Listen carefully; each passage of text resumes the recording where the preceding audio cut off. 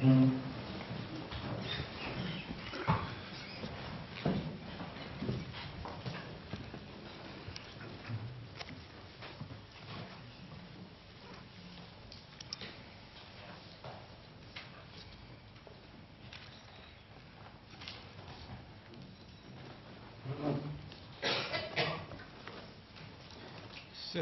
you are reminded that you are still under affirmation.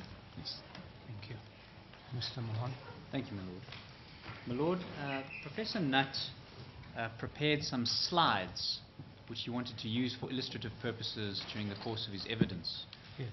During the course of last week on the 28th, those slides were printed out and delivered to the defendants. Yes. With your lordship's leave, hand them up to your lordship, and perhaps they could be slotted in. I think they would fit more neatly somewhere in the plaintiff's expert bundle. Perhaps with the summary of Professor Nutt? I believe so, my lord.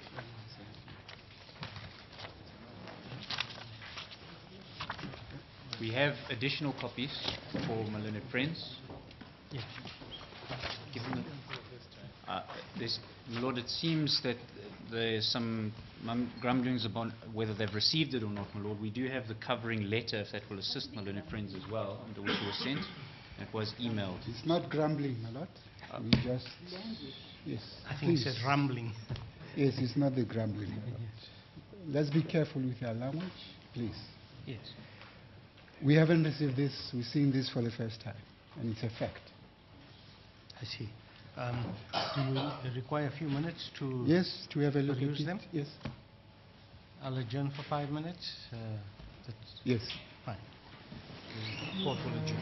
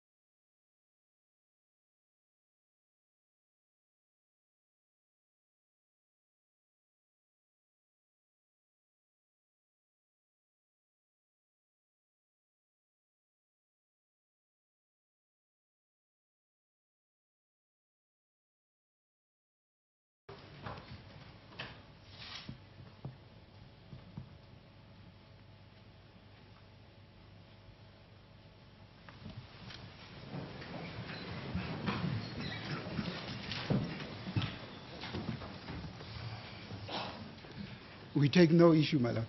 Thank you, Mr. Mokaba. Mr. Mohan. Thank you, my lord. I've similarly been informed by Mr. Willis. Mr. Thank you. Lord, might I hand up a copy for the witness? Yes. My lord, I would suggest that it be slotted in immediately after the end of the summary of Professor Nutt and before his CV. Your Lordship will see that the slides have their internal pagination running from 1 to 34.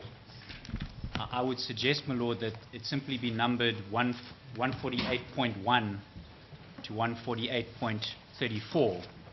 And we will obviously, during the next adjournment, my lord, attend to the full pagination of your Lordship's papers. Yes.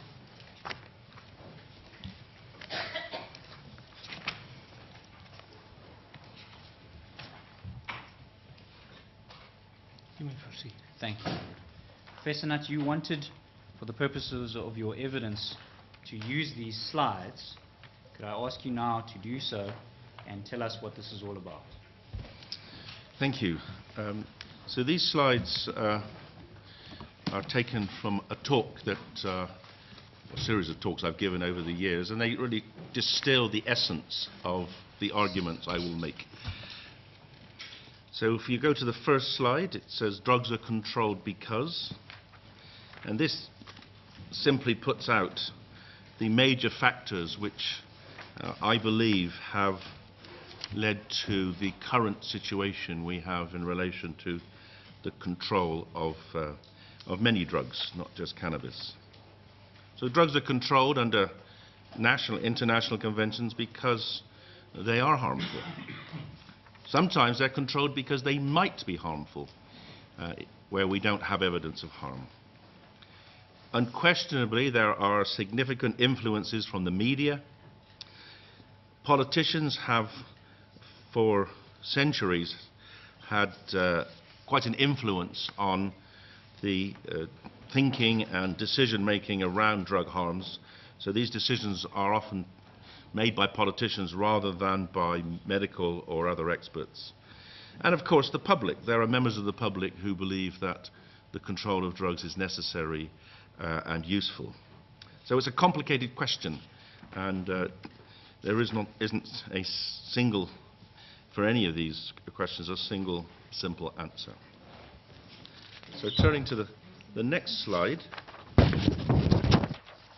In my view, there are 4 key issues that need to be discussed when one is looking at a regulatory system of drugs that involves legal sanctions. And these are the 4 issues: the relative harms of drugs, particularly comparisons with drugs which are legal and in some countries actively marketed, like alcohol and tobacco; comparative harms versus other risky activities. We heard Mr. Mahon talk yesterday about the fact that many activities are risky, but they're not illegal, even though many of them may be, or some of them, may be more risky than cannabis.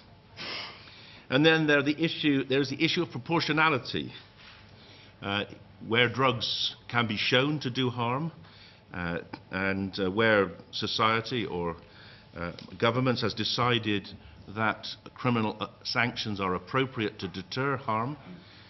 Those should be proportionate to the harms, as they are for other sanctions. So one could potentially say, I would say, that putting people in prison for life, as can happen in some countries, or even executing them for the possession of drugs, is disproportionate to the harms that drugs could do in most cases. And then finally, there's a question for lawyers and the legal system: does the law achieve what it's supposed to achieve? Do the laws on drugs actually improve the quality of life of our society? Now, I am only going today to talk about the first one, because that's the one where I have expertise and where I have done my research. The others are really subject to other discussions, but they are relevant and one should bear them in mind. When you say the first one, the one that you refer to as relative harms of drugs. That is correct. I'm not going to talk about the others. I certainly have done some research on number 2, comparative harms of drugs versus other risky activities, and if Your Lordship wanted, I could talk about that. And I could also talk about the proportionality of penalties relating to health harms. But today I'm going to focus on number one, the relative harms of drugs, and with a particular emphasis, obviously, on the comparative harm of cannabis in comparison with other commonly used drugs, including alcohol and tobacco.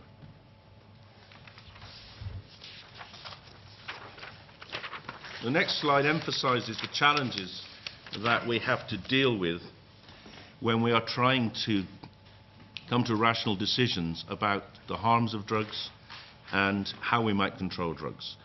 And the big problem we have is that when a drug is illegal, collecting data is difficult. So the data we have is usually, in fact, almost always, of poorer quality than the data we have if we're looking at legal drugs, such as alcohol and tobacco and caffeine. So that is a challenge. And that challenge then means we cannot simply apply the same statistics that we might have. So for alcohol, for instance, we know from health audits the number of people who die each year as a result of the side effects of drinking. But with a drug like cannabis, it's much harder to get that data because it's not collected in the same way. And that means we have to think in different ways about how we might try to estimate the harms of drugs which are illegal. The illegality itself means that information gathering is less good, and therefore we need to work out ways we can overcome that problem. And the next slide shows how we attempted to do this. You're now on slide page 4, 148.4. That's correct. So the drug science, drug harms, MCDA analysis model. Tell us again what MCDA is. So MCDA stands for Multi-Criteria Decision Analysis. And this is a technique which has become well established in the last 2 decades as an approach to problems which fall into different spheres of evidence. It's an approach which allows comparisons to be made across very different scales, in this case of harms. And I will show you later how we do that. But it's a very well-established technique for dealing with complicated, multifaceted questions where there is not a single dimension of impact or harm. Before we turn to the next slide, there is a reference that's given there, a multi-criteria decision analysis, Lancet 376. Tell us what Lancet is.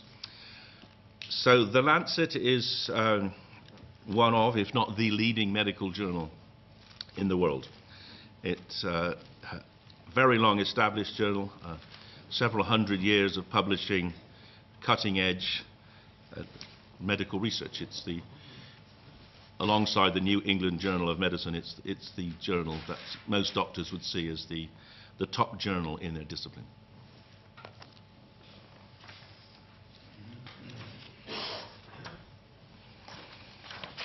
Shall I turn to the next slide? Yes. So the next slide shows the core basis on which the assessment of drug harms was made. And this is quite complicated. I want to talk you through it slowly. What you see there is what's called a decision tree.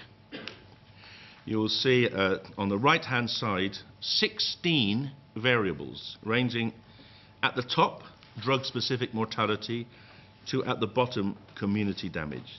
If you could just for a moment, I see that you refer to drug-specific mortality, but that seems to be abbreviated. If you could just go through, just so that we know the abbreviations, what the full name is for each of them. For example, the first one you say, it reads drug-spec mort. Sorry, yes, I can spell those out for you. I'm just checking. I think if you go to page 164, the plaintiff's expert bundle. Yes, page 166, you will see the definitions of all of them there. So it may be simpler if people just have that page open when I'm speaking. Thank you. But while we're on that, the document you've referred us to commences at page 164 of that bundle. It's marked Annexure B. It's entitled Drug Harms in the UK, a Multi-Criteria Decision Analysis. Just so that we know what we're dealing with, could you tell us what this document is? Yes, so this is the Lancet article. So this is a photocopy of the published article. And this article is a report of the research we did in a format suitable for the journal. So it's not the full report, it doesn't contain all the individual data points, but they are available if you require, and they are available on the Drug Science website. But this is the final output of the report I'm going to describe. And to understand that, I need to take you through the process. So if I can ask you to turn to page 166. 166 contains the different parameters or the different criteria of harm that any drug might cause. And I think it's important to understand where these have come from. So I mentioned yesterday that for the previous 15 years I had been working myself and also with the government to try to provide a matrix, a template against which drug harms could be assessed in a reliable, consistent and transparent way. And originally I had a 9-point matrix, and as a result of an earlier Lancet paper, I was approached by Professor Larry Phillips from the London School of Economics, who was an expert on multi-criteria decision analysis. And he suggested that we use this approach. And this research was funded by the Medical Research Council in the UK and also by the Home Office. And it's a two-stage process. The first stage is to have a conference of experts which look at what the variables are that need to be assessed. So that was a 2-day conference, 40 experts locked away in a conference centre outside London and asked to think of every possible harm that they could think of that a drug could do. And they write it down typically on a post-it, stick it on the wall. At the end of the first day you have something like 3,000 different ideas as to what harms drugs might do. And then the second stage is to consolidate those 3,000 harms into the key ones that cover them all. And it turns out that when you condense them down, you end up with the 16 harms you see here. And if you look at the table on page 166, you'll see on the left-hand side are the 9 harms to the user, and on the right-hand side, the 7 harms to society. So it turns out that there are 16 variables, 16 parameters or criteria, which will cover all the harms that drugs might do. And these range from the top of the page, you see drug-specific mortality, and You're moving reading from page 166. Yes, and so these are the full specifications of the abbreviations on page 5 of my slides. That's 148.5. And not only do they give you the full title for each of these criteria, but they also give you the definition. And this is important because obviously the definition is critical for assessing any drug according to these particular criteria. And if you go to the slide, page 5, the slide, you'll see that those are on the right-hand side of the page, and they condense into 5 separate subgroups: physical, psychological, social to the user, physical, psychological, and social to others. And those then condense down into 1.9 harms to users and the other 7 harms to others. Now this process is a challenging process. It requires expertise and time, and eventually was written up as a government report and published on the Home Office website. So this is now seen to be the best, the most sophisticated, the most detailed and transparent way in which one can assess drug harms, because it covers every possible harm. If you see on page 4, the bottom, it goes from community damage, how drug use affects a community, going upwards, the economic cost to society. I think you meant page 5. Is Page that right? 5, so sorry, yes, it's page 5. So each of these harms has a definition, and drugs can then be compared according to their damage on each of these criteria. And it's turned out, as I will show you later, to be widely accepted internationally as the standard for doing drug harm assessments. Yes, please continue.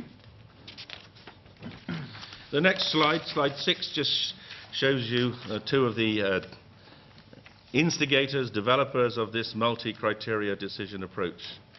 And the reason it's so clever and the reason it can be applied to drug harm assessments is that it takes topics, areas of harm or areas of effect, which have completely different dimensions. So let me give you an example. The likelihood of a drug killing you every time you take it is a numeric value. We know that if you inject heroin over a lifetime, you have about a 15 to 20% chance of dying as a result of that injection. No other drug has that high level of likelihood of killing you when you first inject, except perhaps some new opioids. But then on the other, so you have a figure there, you have a 15% lifetime mortality from injecting the drug. You can then apply that to any drug, the likelihood of dying when you first smoke tobacco or cannabis, and I'll show you that later on. But that's a very different measure to the economic cost. Economic costs of drug use are measured in rand or pounds or dollars, whereas likelihood of dying is measured as a percentage.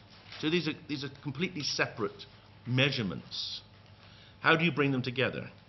Well, you bring the multi-criteria decision analysis approach brings them together by using criteria of what we call here the value added from that knowledge or that impact.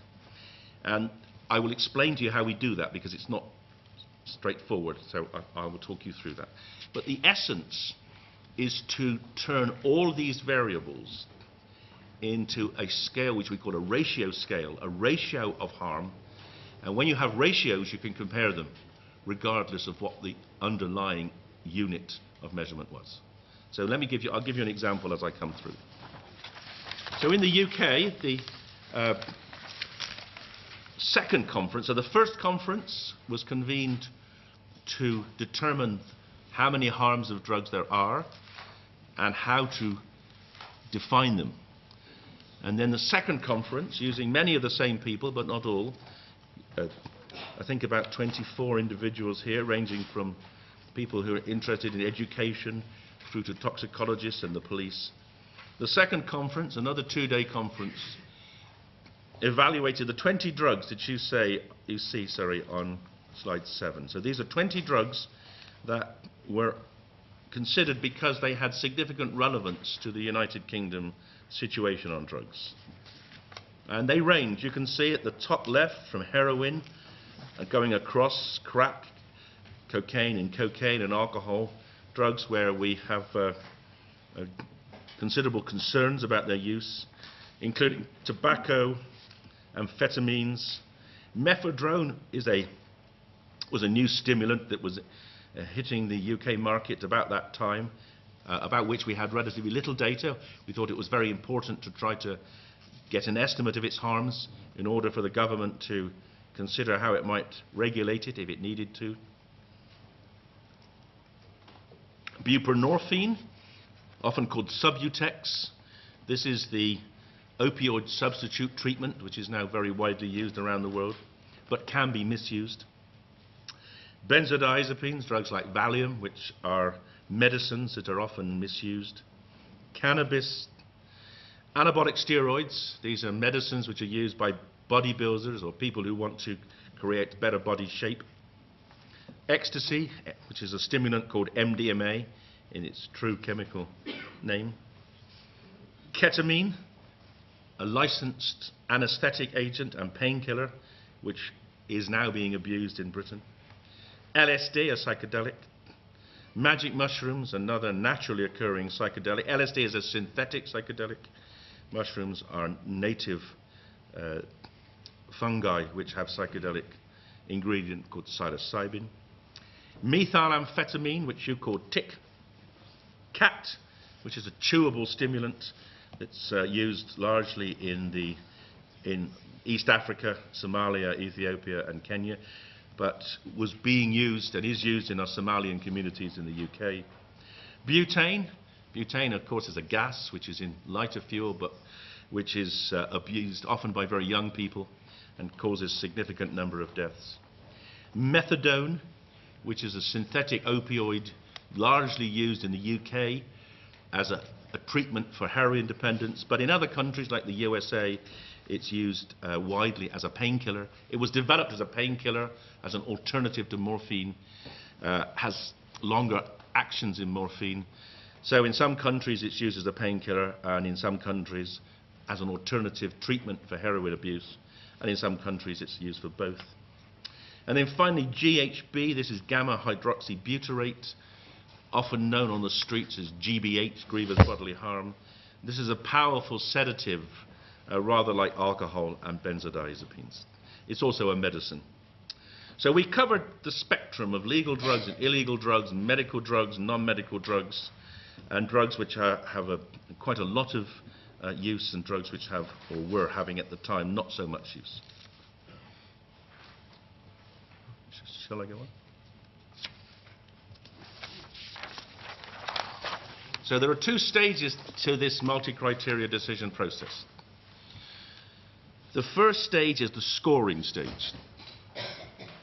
So we have these 16 criteria, and for each of those, we score them on this scale you see here, the 0 to 100 scale.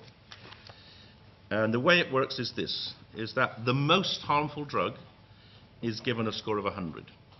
So the committee sit round, it's called a Delphic process, it's a process of expert interrogation of each other.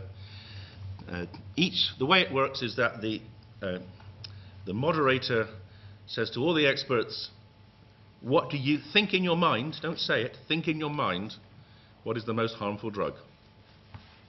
So they think, because if they say it out loud, other people get affected by the other experts. So you think in your mind what the most harmful drug is, and then he says, right, write down what you think the most harmful drug is.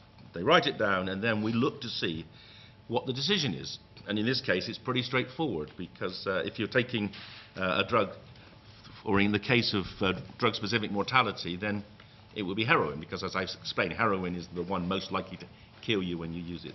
But for each of those criteria, you select the most harmful drug. And then all the other drugs are scored on a 0 to 100 scale as a proportion of the agreed harm in relation to the most harmful drug. So if we were to take mortality again, the likelihood of dying when you first use the drug, drug-specific mortality, heroin would be at the top, 100. And then you might say, how harmful is methadone? What's the likelihood of dying when you took methadone, each time you take methadone? And that will be scored. And you can see, I haven't got the raw data here, but for every drug is put on that scale in relation to its relative harm to heroin. So a drug that is scored as half as harmful as heroin will score 50. And a drug that's scored as 1/100th as harmful as heroin will score 1. And some drugs score 0. So you have... Is that process undertaken in regard to each of the criterion? Yes. So by the criterion I refer to those listed on page 166, drug-specific mortality, drug-related mortality, and on the right-hand side, crime, environmental damage, etc. So every one of those has a scale like this developed with all 20 drugs placed. And this is done, I say, by consensus. It's a Delphic process. The experts make their recommendations, and then if they disagree, there is discussion, there is argument, and eventually a consensus, almost always a consensus develops. But if a consensus doesn't develop, we are at the end of the process able to provide a separate score based on the difference. We can actually look to whether that difference in agreement has an impact on the final score, and then you can have two final scores if you want. But largely, people agree because when you're thinking about relative harms, it's much easier than thinking about absolute harms. So we do that. It's a big process because you see there are 20 drugs and there are 16 of these criteria. So that takes about a day to go through that process. I want to give you just a couple of examples because will illustrate the kinds of data that we might use when we are working to generate these relative harm scales. So the next slide, slide 9, this looks at the time when this work was being done. This is 2009 in the UK. We're interested in what drugs kill people. And these are data we have from our government looking at the proportion of people who have a premature death from the range of drugs you see there. And you see on the left-hand side, tobacco is responsible still for 80,000 premature deaths. Alcohol at that time for about 8,000. Opiates for just over 1,000. Paracetamol, which we didn't score in our work because it's not really a recreational drug, scores 200. Cocaine was killing 150. Amphetamines about 40. Cannabis maybe 5 or 6, 10. Ecstasy maybe 10 or less. And mephedrone, the new stimulant, 1 or 2. So these data, these are hard data. These tell us the consequence of using a drug in terms of dying. But this doesn't relate to the drug killing you when you take it. This, of course, relates to the combination of dying when you take it and dying as a result of taking it repeatedly. So tobacco rarely, if ever, kills anyone when they smoke a cigarette. But of course, a cumulative health burden of smoking cigarettes for 20, 30, 40 years is why there is this high mortality. And we separate these two variables. So if you go to slide 10, you will see how we do this.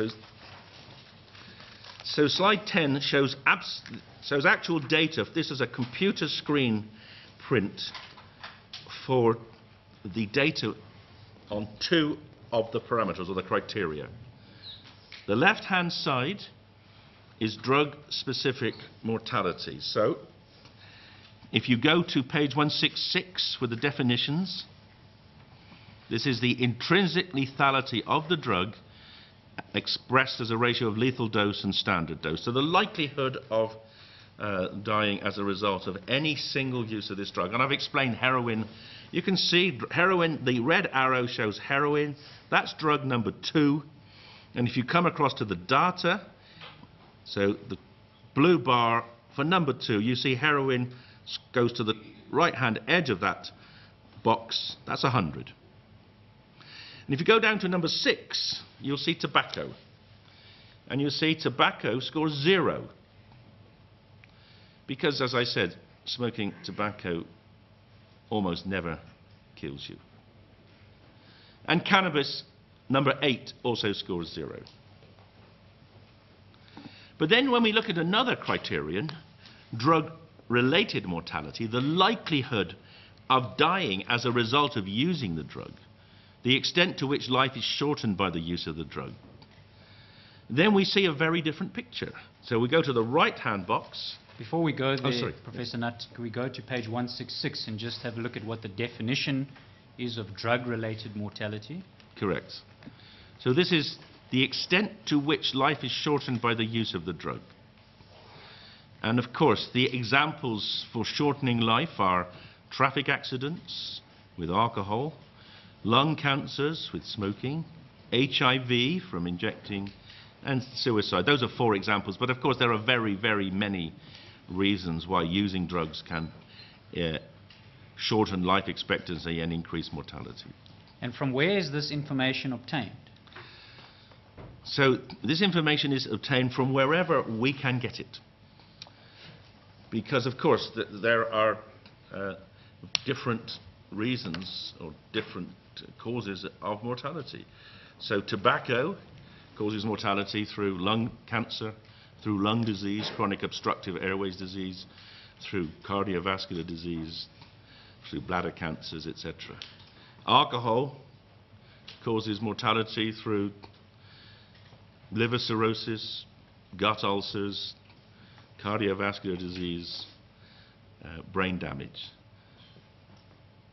Different drugs have different mortalities. So this is a composite of the expert estimates of the relative mortality-inducing effects of all those different drugs. Those 20 drugs, you can see there on the right-hand side.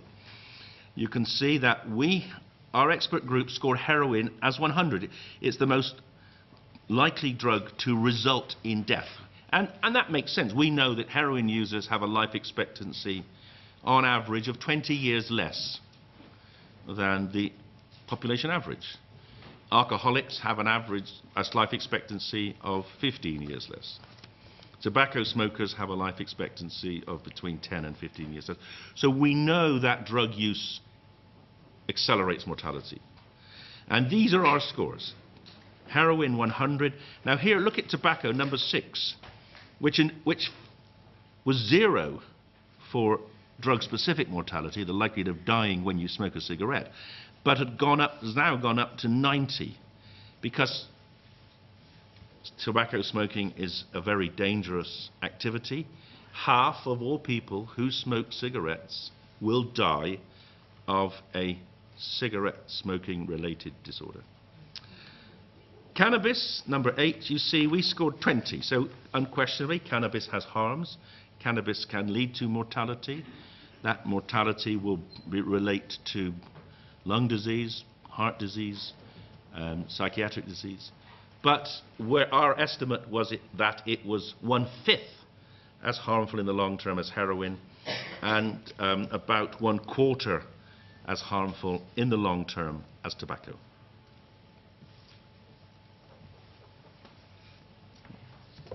Shall I go on? Yes. There is another way we can estimate the harms of drugs to help us compare comparative risks and harms. And these are new data, and these are not my data. These are data that have come from these 2 German experts, Dr. Lachenmeyer, who's a toxicologist, and Dr. Jürgen Rehm, who is arguably the world's leading epidemiologist on the harms of drugs. And I know Professor Rehm well. I have published several papers with him on drug harms as measured in communities rather than by expert panels like my own. And I show this because it helps support the arguments I have been making. What they have done here is they have developed another measure which they call the margin of exposure. And this is again a ratio, and it's essentially what we estimated in our drug-specific mortality. But here they have more sophisticated toxicological data. And this margin of exposure, or an MOE, is an estimate of the ratio of the dose which is normally used and the dose that toxicologists tell us is likely to cause harm, or the so-called toxic threshold. Now, This scale is a complicated scale, and I'm going to turn to the next slide in a minute to make it simpler for you, but these are the data they published. And this is a log scale that goes from 1 to 1,000. And for the purposes of today, really, we need to look at the bottom two drugs, alcohol and heroin, where you can see that the right side edge of the red bar, which is the mean threshold of toxicology, is of the region of 1 to 2 times the used dose. And that tells us, particularly for alcohol, that there is no safe dose. That, in fact, every dose of alcohol you take at the level of a drink is going to have some toxic effect on your body. In fact, they have estimated that if you were to treat alcohol the same way as you treat other food ingredients, such as colorants or taste facilitators, the maximum allowable exposure of alcohol to a human being in 1 year would be a glass of wine. And the average drinker is drinking somewhere between 100 and 1,000 times more than that a year. And that is because we ignore the toxicology of alcohol, because so many of us enjoy drinking. But if we applied the same standards as we apply, as I said, to food additives or to food colorants, we wouldn't be allowed or recommended to drink more than a glass of wine a year. If you go to the top of the graph, you see THC. THC, as we heard yesterday, stands for the active ingredient of cannabis. And there you see the margin of exposure is over 100, as compared with 1 or 2 for alcohol. And if you turn to the next page, this is a graph which was drawn up by a journalist to make it simpler for non-mathematicians to understand.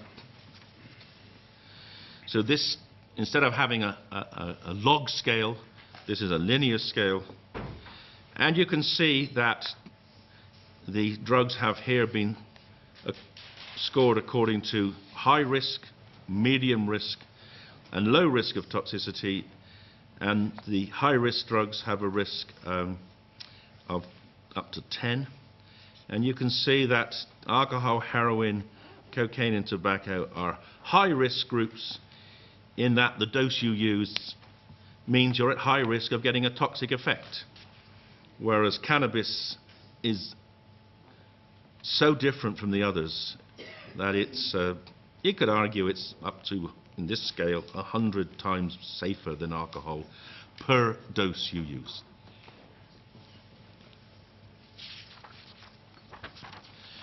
Now, there are other harms. There are harms relating to damage, for instance, to injury. If you see here, injury, the extent to which the use of a drug increases the chance of injuries to others, both directly and indirectly. And these include domestic violence, traffic accidents, fetal harm, drug waste, viruses, etc. Injury also occurs to the user of the drug, and that will be called drug-related damage. And one of the major concerns about drug use and the cause of injury to self and others is the harm of driving. And if you turn to slide 13, this is a graph I took from this very recent UK government report on driving under the influence of drugs. The committee that did this research was chaired by an excellent leading toxicologist, Professor Kim Wolfe from King's College in London. And the graph they present here is a graph which looks at the likelihood of a traffic accident when cannabis and alcohol are detected in the blood of people who've had an accident. So these are data from the real world on road traffic accidents and cannabis versus alcohol. And The axis at the bottom, the x-axis, That's the horizontal. the horizontal one, is called an odds ratio. And an odds ratio is simply a likelihood ratio. The vertical dotted line is at 1. That means there's no increase. A drug falling on that line would not increase the risk. Cannabis, you see, is to the right of the line. It has an odds ratio of about 1.8, or just say, let's say 2.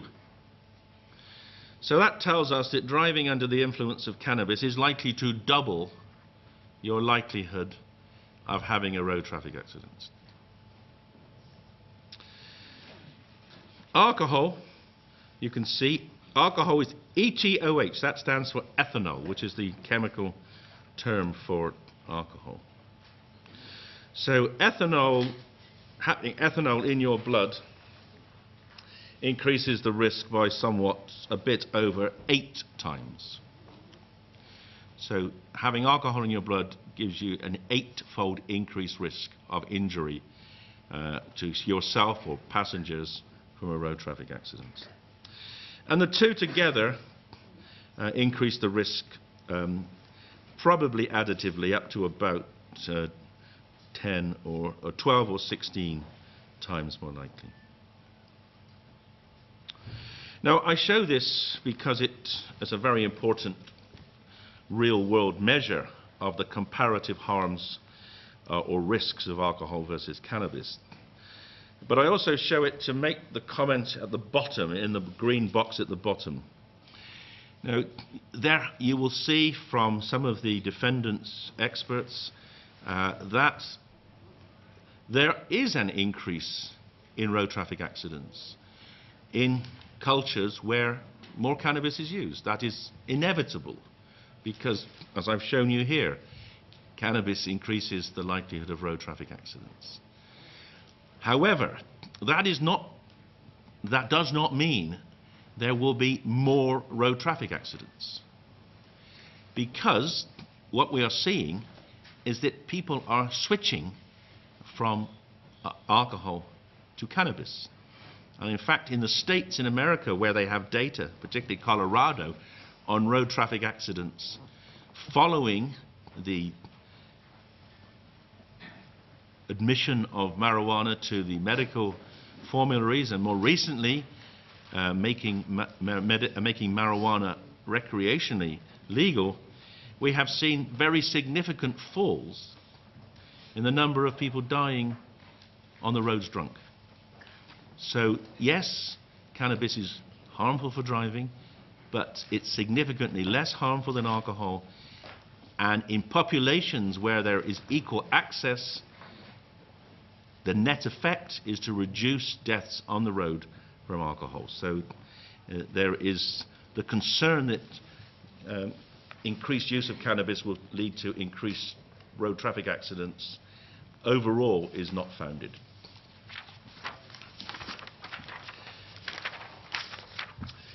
The next slide looks at the change in the use of cannabis in the United Kingdom over the last 40 years, going back to 1970 when I started my medical training and when we first started collecting data on cannabis use in the UK.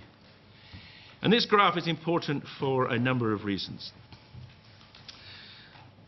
The first is that it shows a 20-fold increase in the number of cannabis users over those the 30-plus years, going to where the data was last produced, 2003.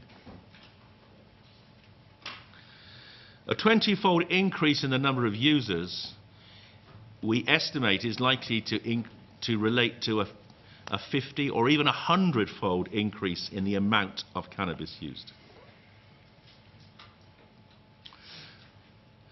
This graph is very similar to the graphs which we see in all Western countries: America, France, Spain, Germany, the Netherlands. Almost all those countries have seen a 20-fold increase in use over that time period. This has occurred despite the drug being illegal in all of them, And it raises several important questions. And one might imagine that such a massive increase in use would be accompanied by a very marked increase in harms if the drug was harmful. Now, I showed you earlier on that cannabis is, at least in UK, responsible for virtually no deaths, whereas alcohol was responsible for at least 8,000 at the time these data were being collected, and tobacco 80,000. So if cannabis isn't associated, if this massive increase in cannabis use is not associated with more medical harms, how can we in the UK justify keeping cannabis illegal? And the answer is that our government decided to rely on two concerns. The concern about driving, which I've already addressed, and the concern about schizophrenia or psychosis. So a message was promoted that cannabis causes schizophrenia. Now, we can go into this in more detail because there's a huge amount of research on this, and this may be a topic for another time, but I just want to say this. If cannabis did increase schizophrenia, you might imagine that a 20 to 100-fold increase in use would have been manifest in an increase in the number of people with schizophrenia. I mean, we know that a doubling, a twofold increase in the use of alcohol is associated with a fivefold increase in deaths from cirrhosis. So a 20 or 100-fold increase in cannabis would surely have related to some increase in schizophrenia. So we examined this, and we examined it using the best data we have in the UK, which is on the next slide. Page 15. And these are data from the Medical Research Council, the leading research group in the UK. They have a database of general practitioners. It includes thousands of different general practices, and it allows us to look at the diagnosis and also the prescribing of drugs for disorders like schizophrenia. Now, I'm going to take you through this because there are 4 separate graphs here. 2 of them relate to prevalence rates. That is the top 2. And the bottom 2, the green and the orange, relate to incidence rates. And it's important you understand the difference because, as we will see from some of the evidence from the defendants, these mean different things and they have different implications for the effects of cannabis. So a prevalence rate is the likelihood of someone having that disorder that year.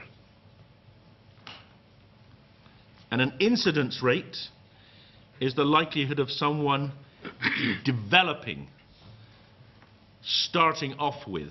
Could you just say the first one again? The prevalence rate is the prevalence rate is the actual, this is the likelihood of someone having that diagnosis in that year.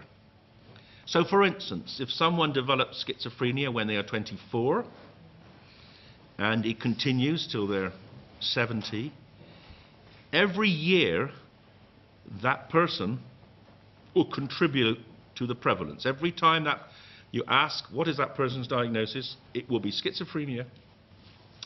And so that data will contribute to the number of people or the prevalence of people with schizophrenia. And the rate is per 10,000 patients. The incidence rate is the likelihood or is the rate at which someone gets the first diagnosis of schizophrenia. So it's lower because, of course, for an enduring disorder like schizophrenia, if someone, once someone's incident, once someone's had an episode and the episode persists, that the incident, the prevalence years will add up, whereas the incident year is only scored once because they only develop the disorder in 1 year. So that's why the prevalence rates are higher, because for chronic illnesses, people are scored year on year. Now, and this is a very important point, and this is very seminal to the whole debate about cannabis and schizophrenia. Schizophrenia is a rare disease, less than 1% of the population. And you can see that from the orange bar, the very lower bar. This shows that about 2 people in 10,000 develop schizophrenia each year. Psychosis is a more general term. Psychosis is a term that covers schizophrenia. It covers psychotic disorders which occur in bipolar illness, manic depressive illness. It occurs in disorders which occur in neurological disease, and it covers disorders relating to drug use. So a drug like cannabis will produce a syndrome which is like psychosis, a syndrome of disorganization, of confusion, of perhaps paranoia and delusional beliefs, which is not dissimilar to that of schizophrenia. In fact, cannabis is relatively widely used as a model of schizophrenia, because the symptoms of cannabis use are, at least some of them, are very similar to those of schizophrenia. So when you look at psychosis, you don't know whether you're looking at what we call an organic psychosis due to the brain being abnormal or to the effect of the drug. But nevertheless, for both psychosis and schizophrenia, and for incidence, the new cases at the bottom, and prevalence, the ongoing cases, you see that over that period, here from 96 to 2000, over the 10 years in which that population of English or UK people have had a 20-fold increase in the number of cannabis users, there is no increase in psychosis, and there is no increase in schizophrenia. And if anything, by 2005 and 2006, it's going down. So our belief, based on these data, and the same is true where there is data in all Western countries, cannabis cannot cause schizophrenia or psychosis. It can mimic psychosis, but it does not cause schizophrenia. Lord, I see it's 11:15. Perhaps that's a convenient time to take the exam.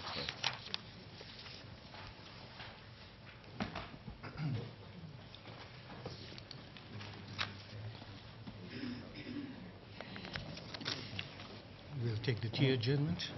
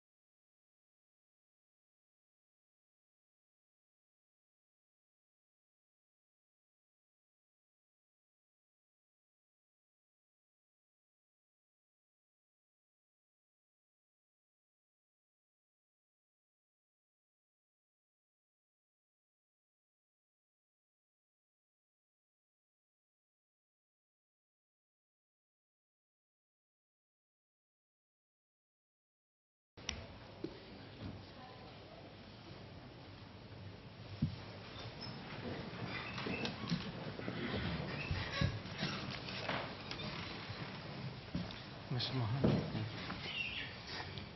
Thank you, Professor Knight. Please continue. So, my Lord, could you please turn to page 16 now Yes. That's of the slides. of the slides? Yes.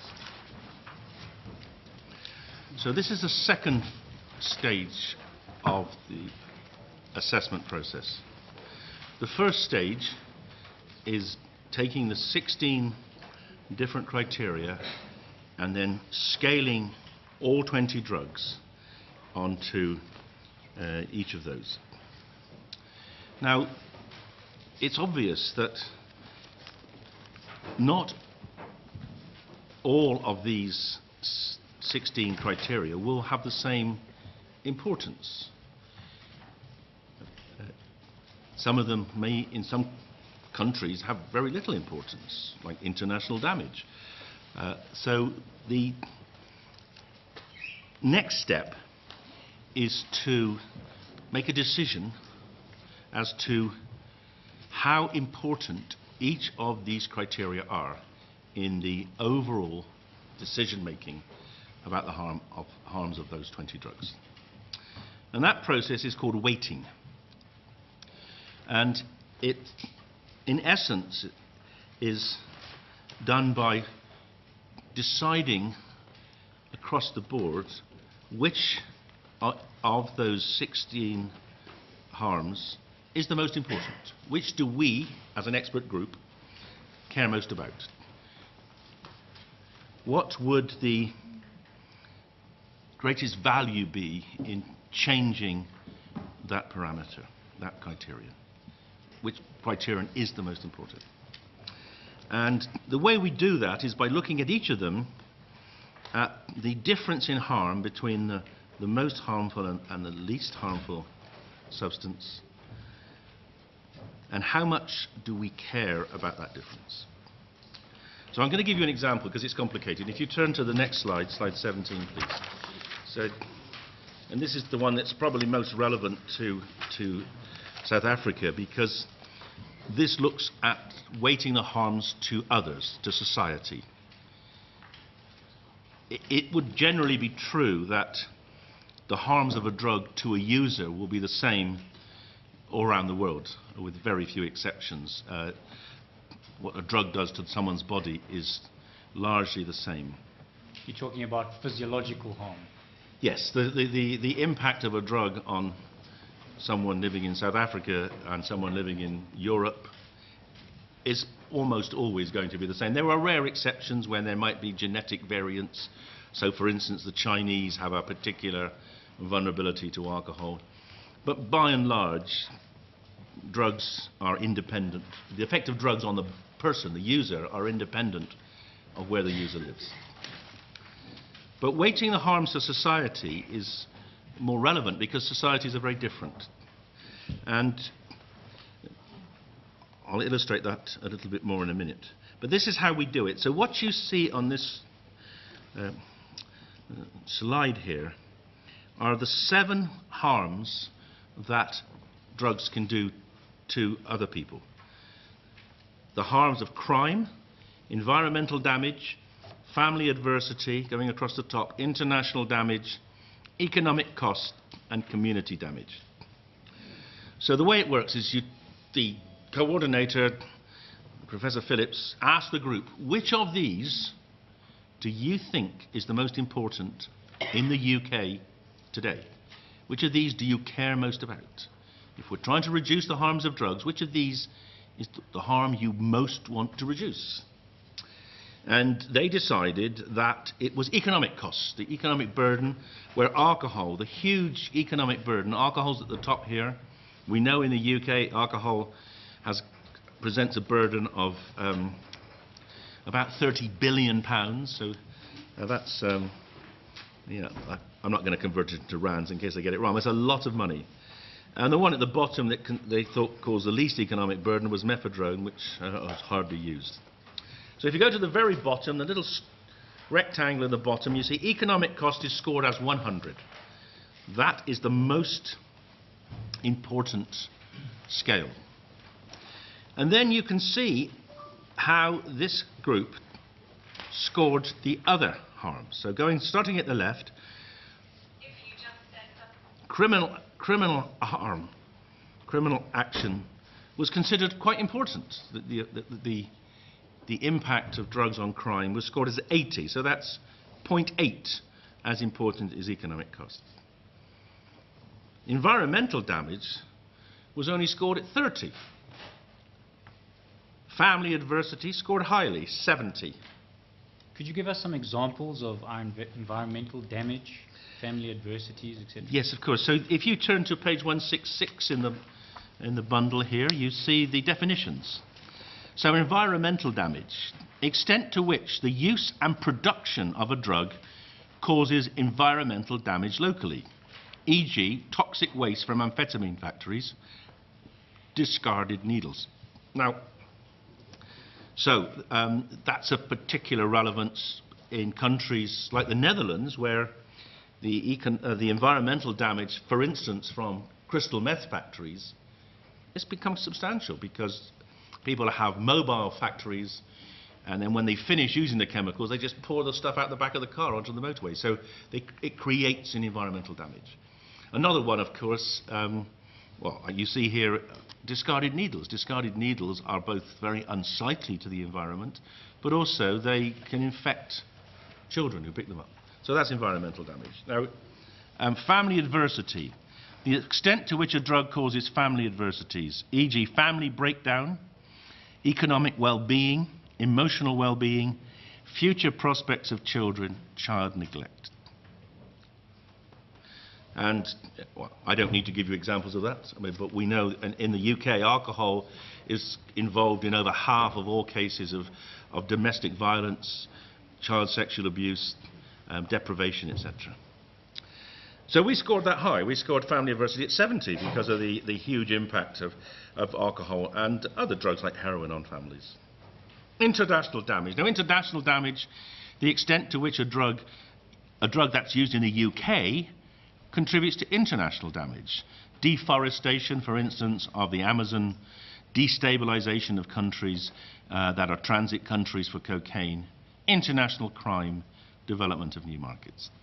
Now, we were rather uninterested in that. They thought in the UK situation that we reckon that only had 1/3 the impact on UK harm. We cared 1/3 about that as we cared about economic costs. And then community damage, the extent to which the use of a drug creates a decline in social cohesion, a decline in the reputation of the community. We scored that low also, it was 25. Now what happens then is that the scores of all the drugs on those scales other than economic, the full scale, they're shrunk by the ratio that particular criterion is scaled to in relation to economic costs. So everything is readjusted. And that's the weighting. We weight our opinions of the comparative harms. And this can be applied to any country. You could, in South Africa, simply take our data and you could reweight it. You could have an expert group and you could decide whether these weights were appropriate. When as I'll show you, we redid this exercise with 30 European experts a couple of years later, and they changed all the weightings. And they didn't weight economic cost highest, they weighted the likelihood of dying. But nevertheless, the results tended to come out the same. But the weighting is something which is relatively straightforward because it's about opinions rather than knowledge. How much you care about the impact of these different drugs on these different variables. If you turn to page 18, these show what are called the criteria weights. They show the proportion of the final decision on the overall harms of drugs contributed by, in descending order, economic cost. 12.8 of the total variance, or the total score rather, was economic cost. 11.5 was scored to physical psychological injury. 10.2 to crime, 8.9 family adversity, etc., etc. So this tells you how the final scores are built up. Which factors contribute most to the final decision? Economic cost, injury, crime, family adversity are the top 4. And then, if we turn to page 19, you see a colour version of the graph as published in the Lancet. And this is colour-coded so that blue represents the harm to users, red the harm to others, and the total harm to the UK. So the size of each bar is an indication of its relative contribution.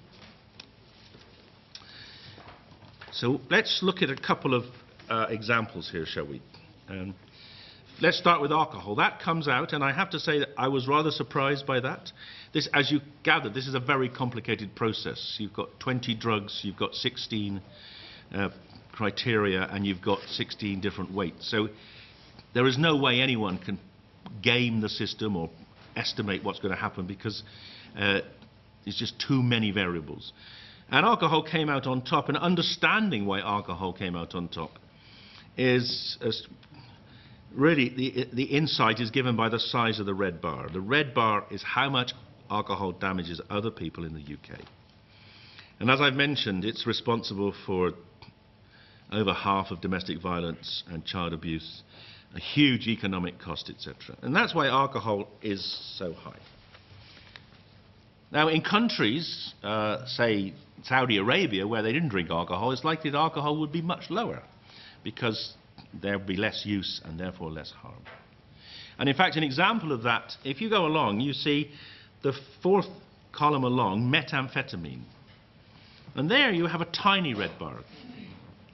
And that is because there's virtually no methamphetamine use in the UK.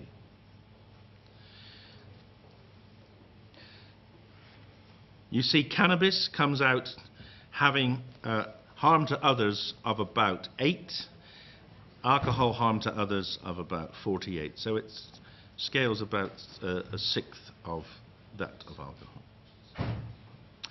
The size of the blue bar is the expected harm to the user. So alcohol is not the most harmful drug to the user. Coming along, you see crack cocaine, methamphetamine, heroin. They're the most harmful drug to the user. But nevertheless, alcohol is more harmful to the user than, say, tobacco or cannabis. And then you can see all the drugs that are laid out there. And what is interesting is that there is actually no relationship between the harm scores on this scale and either our Drugs Act or the United Nations Conventions on Drugs.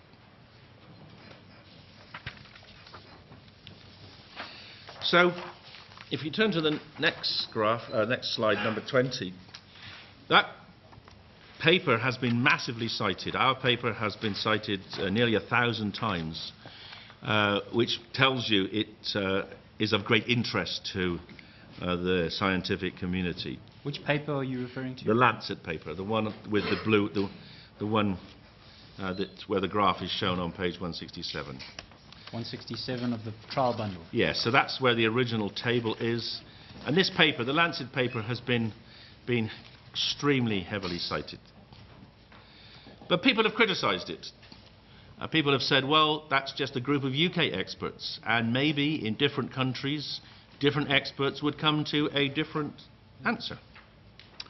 And that is a perfectly reasonable criticism, because this is the first time MCDA has ever been done in relation to drug harms, and it is possible that different countries' experts would have different opinions and different knowledge, and maybe drugs are different. And I'm almost certain in Saudi Arabia, alcohol would score lower because there's virtually no use.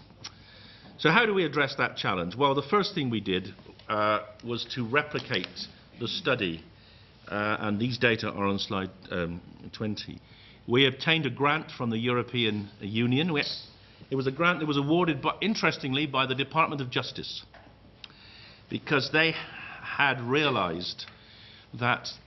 they were facing major challenges with understanding the harms of drugs. They realized that European law on drugs was at least superficially not scientific. And they also realized they didn't have the proper processes for assessing the harms of new drugs. So they funded us to do a replication study. And we convened another conference, this time with 30 European drug experts, chosen by their countries, chosen as European experts, often to things like the United Nations Drugs Commission. 30 experts from 20 different countries.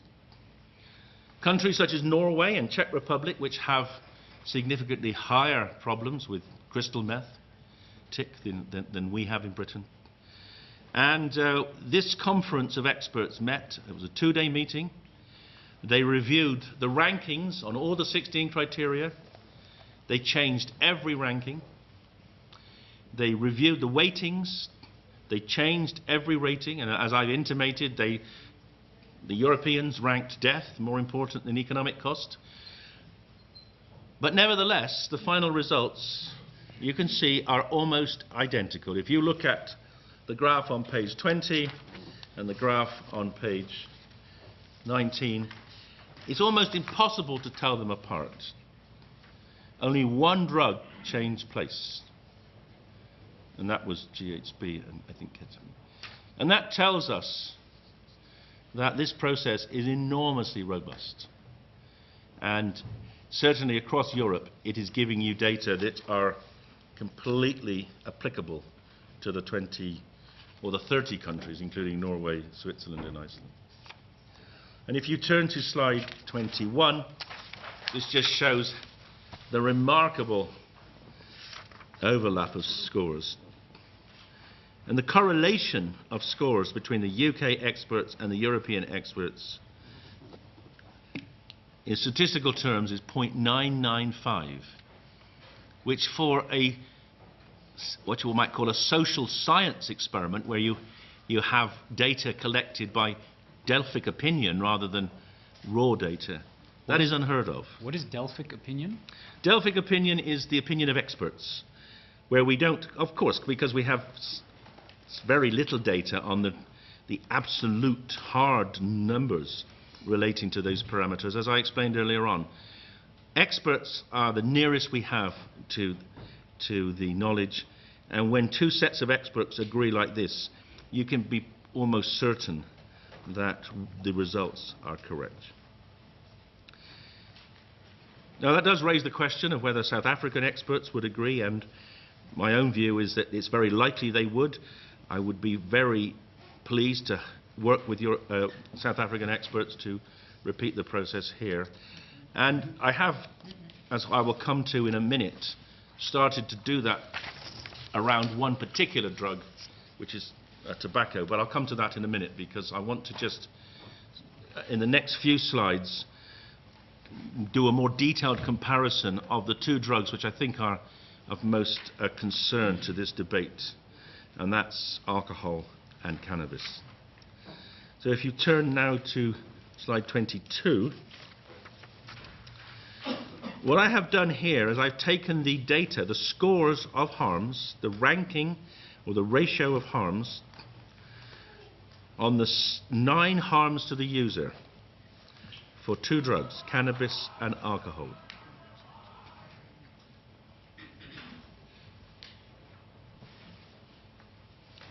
So you see them, the abbreviations I've used previously, ranging at the top, drug-specific mortality, down to loss of relationships. They're taken from the Lancet paper. Will whoever has the cell phone on, please, will you all ensure that your cell phones are either on silent or switched off? They cause disruption in the court. Sorry, you may proceed. Thank you. So, here you see the scores for cannabis and alcohol. And for mortality, cannabis 0, alcohol 50. What does that signify, that drug-specific mortality for cannabis is 0? That it is unheard of, or virtually unheard of, for anyone to die as a result of smoking or eating cannabis. Cannabis does not kill in overdose, whereas alcohol does. In the UK, 3 people a week die just of alcohol poisoning. They just drink more than they should and they drop dead. Drug-related mortality, the likelihood of continued use of cannabis leading to a death, we score at 20, whereas alcohol we scored at 60. Now remember, these are all ratios to heroin of 100. But you can see that cannabis is a third less likely to kill you if you use it repeatedly than alcohol. One of the reasons for that is that people tend not to use cannabis for as long of their life as they use alcohol. And there are a number of reasons for that. People lose the interest in using it, and also it's less, probably less addictive than alcohol. And then we have the others: drug-specific damage, drug-related damage. In fact, if you go down, you see that alcohol scores more highly than cannabis on every measure, with the exception of dependence. And there we scored it both at 30. To be honest, I think we were somewhat harsh on cannabis and somewhat soft on alcohol, because the evidence now suggests that cannabis causes dependence in probably about 9% of users, and alcohol probably in about 12%. But we scored them equal there. But overall, you can see that in terms of the harm to the user, cannabis is less harmful under our estimates, and I'm sure the European ones are very similar, than alcohol. The next question then is, what about harm to society? And this is shown on slide 23. And again, you can see going down the list that for all measures of social harm, alcohol scores more highly than cannabis. So it scores 2.5 times more highly on crime. What is remarkable in the UK is how much acquisitive crime is conducted under the influence of alcohol, and how much violent crime is alcohol related. Environmental damage, alcohol was the most highly scored drug in the UK, because so many of our city centres are no-go areas in weekends because there's so much public drunkenness and violence. Family adversity, alcohol far and away the most damaging drug to the spouse, the partner or the children of an alcoholic. International damage, they both score very low. Economic cost, we know the economic cost of alcohol in our country is £30 billion a year, way more than any other drug, in fact more than all the other drugs put together. And community damage, communities are most likely to be damaged by alcohol consumption, particularly public alcohol consumption. So altogether, turning to the next slide, which is the composite scores, and here you see that the alcohol score was a 1,085, totaling them all up, and the cannabis score 330. So our estimate is that overall cannabis is 3 times less harmful to the UK than alcohol.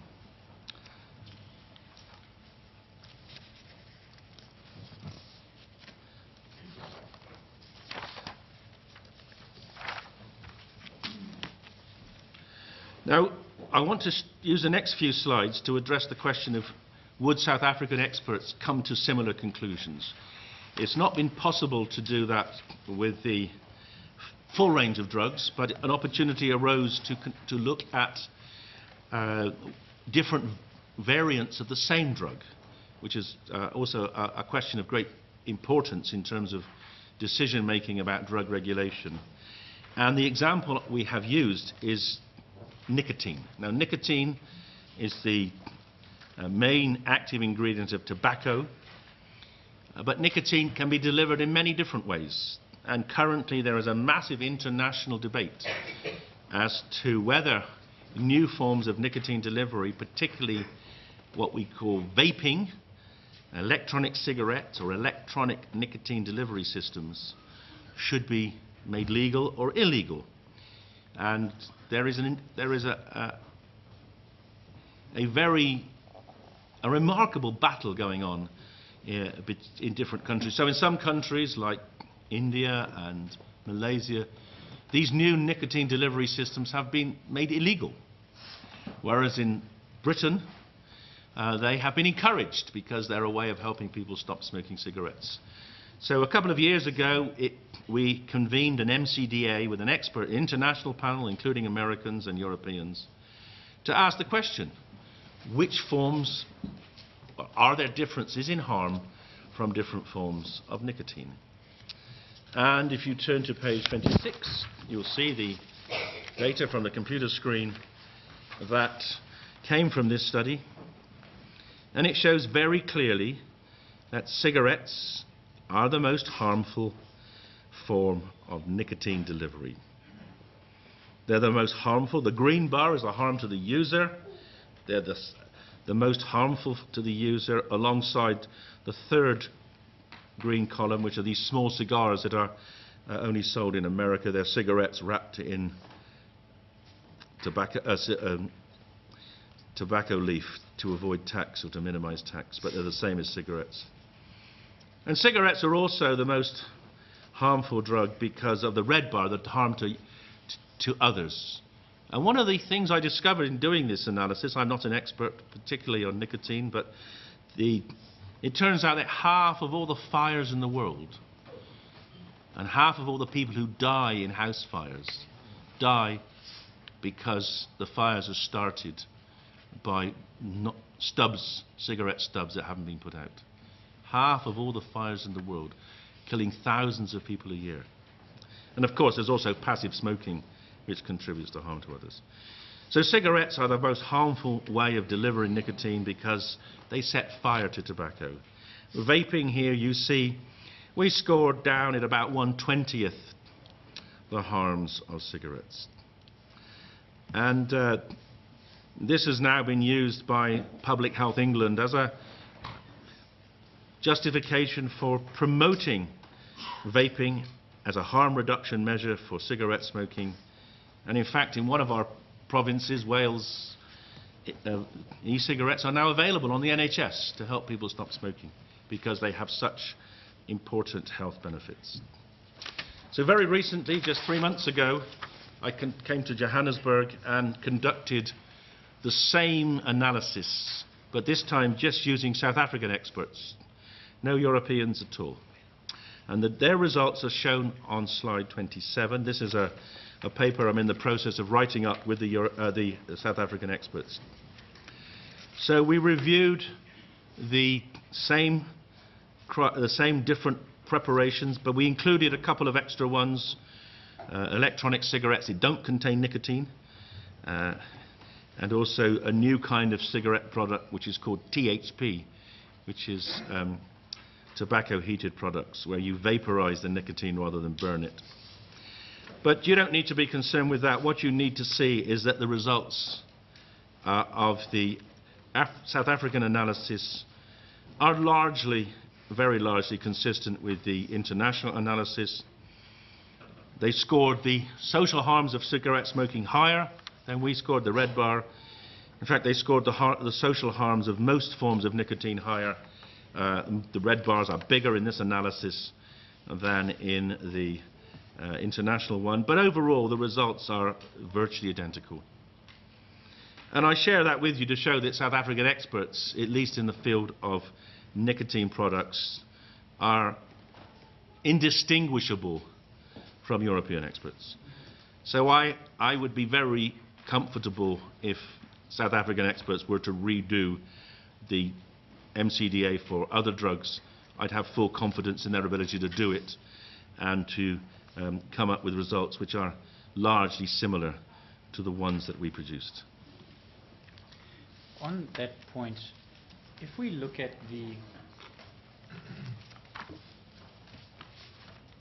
If we go back to slide number 5.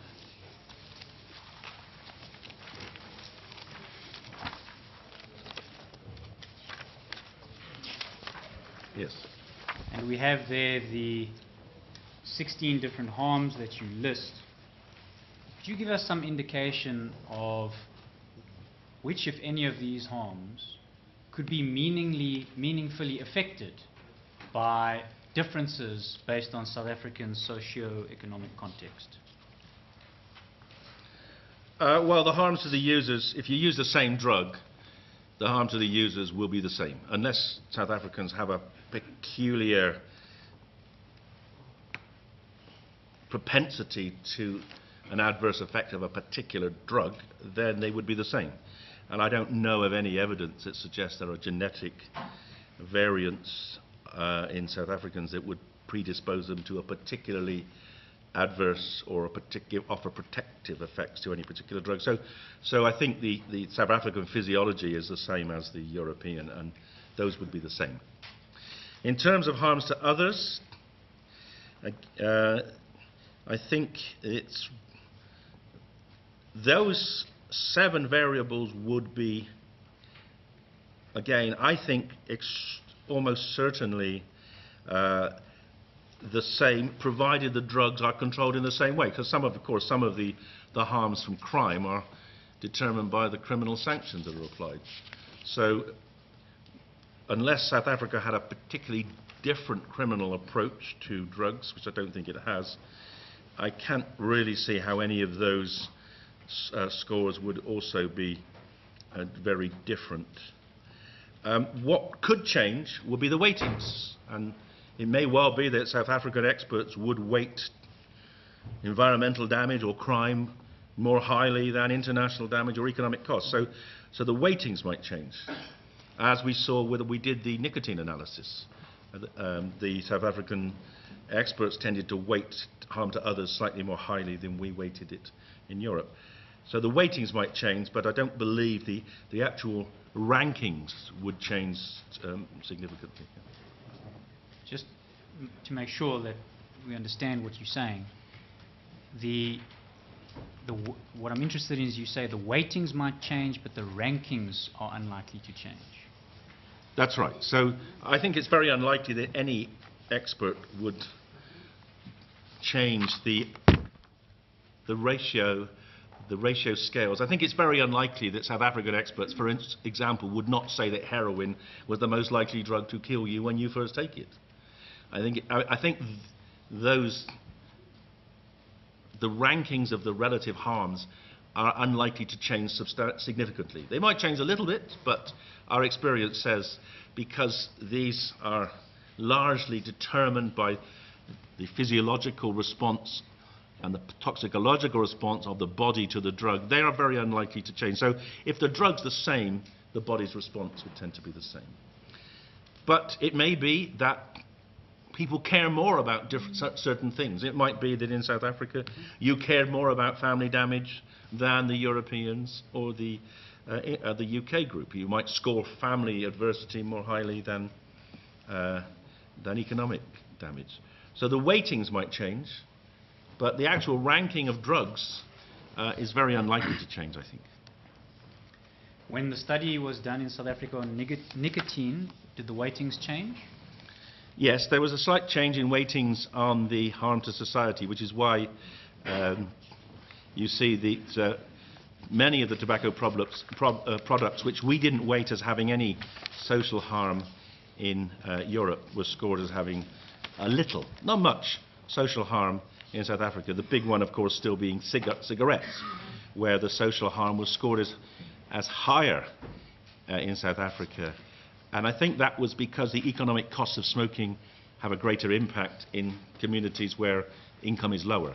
So cigarettes take a greater proportion of the individual's disposable income here than in Europe.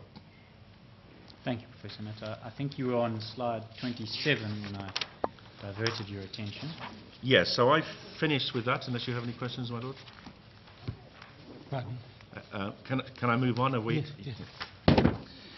The last few slides address something which is new and unpublished, and I'm I'm very pleased to have a chance to share it with you because it addresses perhaps the most fundamental question that anyone working in the field of drug policy has to address. It's easy to do what we've done up till now, in the sense we know what harms drugs do, we can give them to animals and to humans, and we can see how toxic they are. So we can make sensible estimates of harms, and we can even measure harms in society. But the real key question is, what are the best policy options to minimize those harms? And ever since I've been working in this field, which is over 20 years, we have always been asked this question. What are the best policy options? Are different policy options, do they have different benefits? Are they, can you make an estimate as to how best to develop policy? And of course, no one's ever done it because it's really difficult. Policies have developed ad hoc over the last several hundred years through government directives and international directives that have largely been, or at least removed from scientific inquiry. And a couple of years ago, we were approached by Norwegian researchers. Who's the we you refer to? Sorry, the we is my charity, Drug Science. Drug Science was approached by Norwegian researchers who had received a grant from the Norwegian Medical Research Council, or the Norwegian government, I believe, to address this topic. It's worth sharing with you the fact that Norway is going through the same process of re-evaluating its drug laws as is South Africa. It's doing it from a very different basis. It's doing it from a situation of enormous economic strength, the richest country in the world. But it's doing it because a significant number of lawmakers, academics and doctors are uncomfortable with the extreme prohibitionist approach that Norway has taken. They believe it's inequitable and it's a breach of human rights, the way in which Norwegian drug policies have imposed very heavy sanctions on people who use illegal drugs, but have been relatively lax on people who use drugs like alcohol and tobacco. So these Norwegian researchers, the leader is Ole Rogeberg. He's professor of economics at Oslo University. He is a world expert on the economics of drug control. And he and I wrote a grant, part of which was to try to develop a multi-criteria decision analysis approach to drug policy. And these are the results. It's taken us several years, and you'll understand why it's been so difficult as I go through it, because it's even more challenging than what we've done up till now. We use the same processes for the drug harms. It's always at two separate conferences. The first conference, if we turn to page 29 now, I've already mentioned that it's a collaboration with Drug Science and this Norwegian Institute for Alcohol and Drug Research. The purpose is to develop an analytical framework for describing, measuring, assessing and discussing drug policy. And to do this, we convene two decision conferences. The first one, two-day conference, to determine what are the social consequences of drug policy. And the second, to look at different ways of regulating drugs and how those regulations might impact on the social policy outcomes for different drugs. Turned out to be exceptionally difficult, and we were only in the end able to do a full analysis of different policy options for 3 drugs: cannabis, alcohol and heroin. But the process itself has been extremely illuminating, and the outcomes I think you will find very relevant to the discussion here.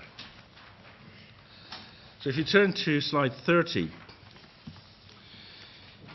this is the value tree for different policies.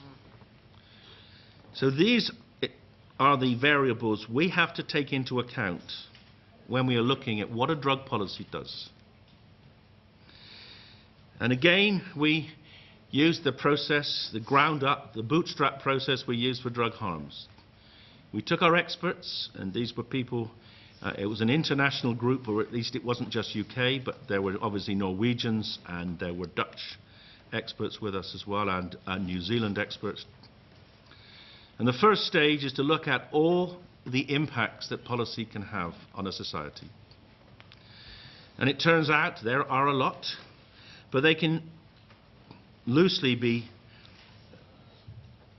sequestered, rationalized into 7 separate dimensions, and they're here: health, social care, political, public, crime, economic, and the costs. And costs mean the costs of implementing the policy, because obviously implementing a policy of prohibition requires police and legislative costs, whereas implementing no policy on free for all sales involves no cost. So there are costs of any policy decision. And within those 7 impacts, there are multiple other variables. So there are 27 evaluation criteria. And that's a lot. And it means that's why we could only go through 3 drugs in the end. The next slide, slide 31, shows the definitions of each of those 27 variables. And I won't go through them all because it would be tedious, but the important point to note is that we're scoring here benefits. So when you see outputs, more is better for society. Previously, more was more harmful. Here we are looking at value to society. So you can see that, say, for the health cluster, there's a harm to user. To what extent a policy prevents harm to a user? Harms to others. To what extent would a policy prevent harms to third parties, such as transfer of bloodborne viruses like HIV? To what extent does a policy decrease consumption of more harmful substances? E.g., and this is a very relevant one to the UK today, because we have a massive problem where our prohibition of cannabis has led to the rise of so-called legal highs, which are synthetic cannabinoids, which are unregulated, much more potent variants of cannabis, almost undetectable and much more toxic. Another example of that would be alcohol prohibition in America, where it stopped the drinking of beer but massively increased the drinking of hooch, or illegal spirits. To what extent does the policy encourage treatment? And to what extent does our criterion assure quality of products that are being used?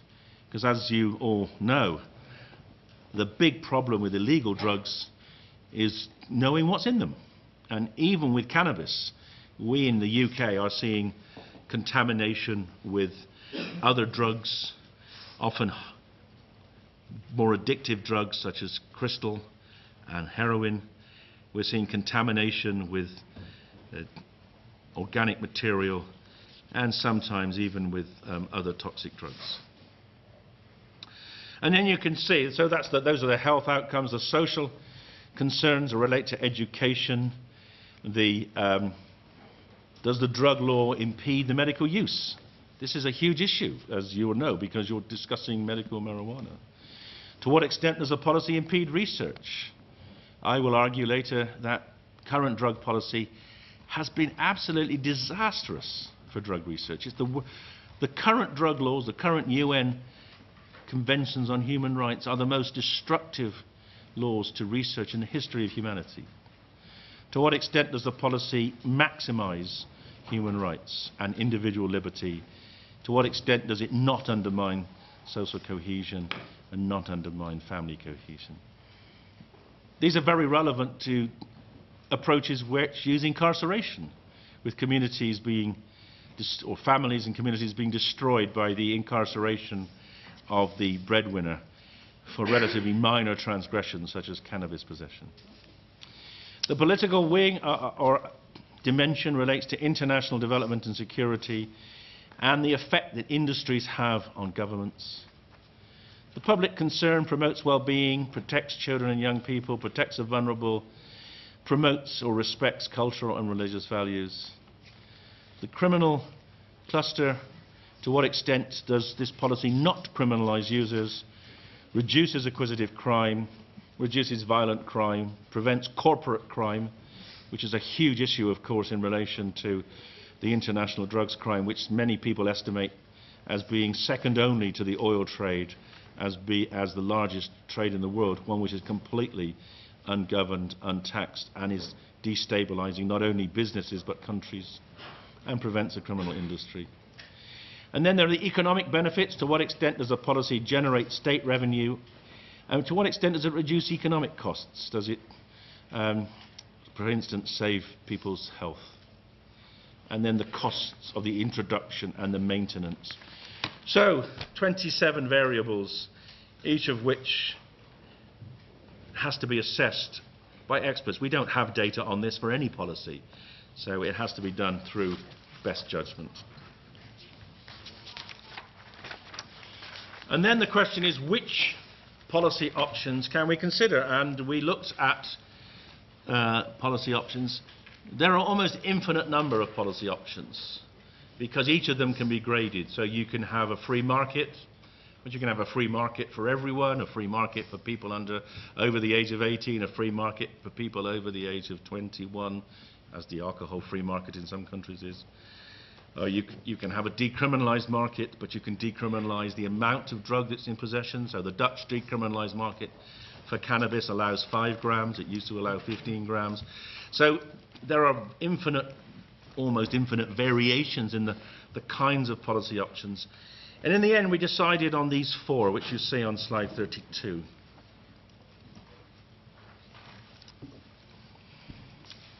And these largely align with what modern current discussion around drugs, the terminology that uses. So the red bar at the top is strong prohibition. Absolute prohibition. Absolute prohibition. So the sale and distribution of the drug is illegal, and there are strong sanctions, such as criminalisation, or even in some countries execution. The purchase of the drug is illegal with strong sanctions. The volume for legal users, of course, is none, because the drug's illegal. Possession offences can lead to strong sanctions such as lifetime incarceration, and use will also be illegal. And this, of course, is an important variable. Some countries ban the use of drugs, others allow use but not possession. So that's the most extreme position you could take. And then at the bottom, the green, the free market's the opposite of that, the most liberal position you could take. That there is, for production, there is no restriction on companies or individuals. That means anyone could make their own alcohol, for instance, or brew their own heroin. Sale and distribution, there are no restrictions. You can sell it anywhere, not just in licensed premises. You can sell it in supermarkets. You can sell it on the streets. There are no restrictions on purchase. There's no restrictions on how much you can buy. There are no restrictions on anything, basically. That's an extreme position. I think there's almost no country in the world where that's an example. But I have to say, I think the South African alcohol market is not far removed from that, where you have very, very poor restrictions on illegal access to alcohol. Could you expand on that? What do you mean by that? Well, my understanding is that a very large proportion of alcohol sales in South Africa are unlicensed alcohol, unrefined alcohol, and they're sold to very young people. So that, I think the South African or the African alcohol market, the Sub-Saharan alcohol market in Africa is close to unrestricted, as any market is. But I can be corrected on that. But anyway, the point is that's the extreme, and that is something which obviously we're going to evaluate. We're going to find out whether that market does have advantages or disadvantages. And then moving up, we have state control, where the state controls production. That's an example, for instance, if we're looking at the Norwegian alcohol, the Swedish alcohol market, it's state controlled. The sale and distribution is controlled by state retailers. That's Norway and Sweden for alcohol. That's Uruguay for cannabis. Purchase, only adults. Age restrictions, either 18 or 21. Purchase volume, quotas. So as I said already, 5 grams take away cannabis in the Netherlands. Just if you could elaborate, explain to us how those sorts of quotas are implemented. So the quota implementation in relation to cannabis in the Netherlands is a point of sale. You buy from a cannabis shop, which is called a cannabis cafe, and you ask for what you want, but you're not allowed to buy more than 5 grams. In Uruguay, I believe, you're going to have a limit, I think, of 400 grams per year, and that's going to be done on some kind of registration system. So you will have a card, and they will stamp your card, and when you've reached that limit, you will have reached your amount per year. And how is it policed? Well, in the Netherlands, it's policed at the level of the coffee shop. If the coffee shop, someone comes out of a coffee shop with 20 grams and they're caught, the coffee shop will be closed down. So it's in no one's interest to sell to someone more than the state allows. Possession for personal use, the example of that is largely cannabis, where, for instance, many countries now allow the growth of plants, maybe 2 plants or 5 plants. And then the use only in specific licensed venues or private homes. So that used to be the way we sold alcohol. In the UK, when I was a lad, alcohol was sold for use in, we called licensed premises, which were called bars and pubs. And it was very difficult to take alcohol home. You had to go to an off-license, which was an annex to the licensed premise, a bit like a pharmacy for alcohol, and you could take the alcohol home. One of the reasons we have such massively increased problems with alcohol in the UK is we disbanded that regulation 40 years ago, and we allowed sale in supermarkets and corner shops. We now have a 24/7 market in alcohol. So that's an example of how a market can be regulated. And similarly, the cannabis market in Spain relates to cannabis clubs. People go to the club, they smoke in the club or in their own home. They're not allowed to smoke anywhere else. And then the fourth one we considered was this one in pink, the illegal. Weak sanctions, de jure or de facto decriminalisation. For production, so you can make it, you can distribute it, you can purchase it, but there will be quotas, so that will be determined by the state whether a quota is a viable or a reasonable amount for a person to use, and obviously the threshold there relates to dealing. So I believe you have 150 grams for cannabis here. More than that is considered dealing. Countries have varying amounts. And that applies to all, pretty much every country has some kind of threshold below which people are assumed to be using for personal use and above which people are assumed to be dealing. Possession, again, decriminalisation of possession, that's the Portuguese model, where possession of any drug is never a crime, but it's still illegal. And in Portugal, if you're caught in possession of drugs such as cannabis or heroin, you are taken to a civil court or to a medical facility where you're assessed for dependency, and the reasons for your use are assessed. And then you can have civil sanctions. So you might have your driving license removed for a week, or you might receive a fine for being in possession of an illegal drug. But you do not get a criminal record. And then use the same arguments. In fact, you know, use is decriminalised alongside possession being decriminalised. So those are the 4 policy options. We looked at those. We bore those in mind. We then took a drug. We started with alcohol, and we looked at the impact of each of those policy options on those 27 benefits to society that are on slide 31. So we have to go through each of those and rank on this 100-point scale where each of those 4 policies fits. Which is the most beneficial for society, scores 100. Which is the least beneficial for society, scores lower than 100. And what the ratio is for each of them. So now, as you can imagine, that is a massive exercise. It takes about half a day to do one drug on all those 27 variables.